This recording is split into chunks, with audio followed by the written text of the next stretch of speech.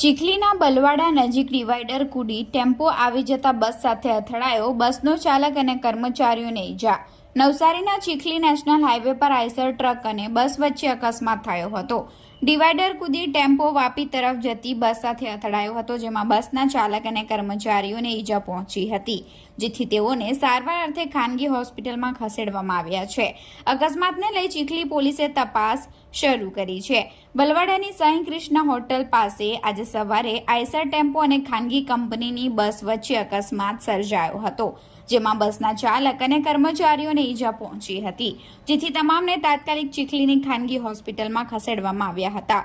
2 થી 3 લોકોને માથામાં ગંભીર ઈજાઓ પહોંચી હતી. જો કે અકસ્માતમાં કોઈ જાનહાનિ થઈ નથી. ઘટનાની જાણ થતાં ચીખલી પોલીસ ઘટના સ્થળે પહોંચી હતી. અકસ્માતને પગલે હાઈવે પર ટ્રાફિક જામ થતાં પોલીસે ટ્રાફિક ખુલ્લો કરાવ્યો હતો. ચીખલી પોલીસમાં અકસ્માત અંગે ગુનો નોંધવાની તજવીજ હાથ ધરી છે.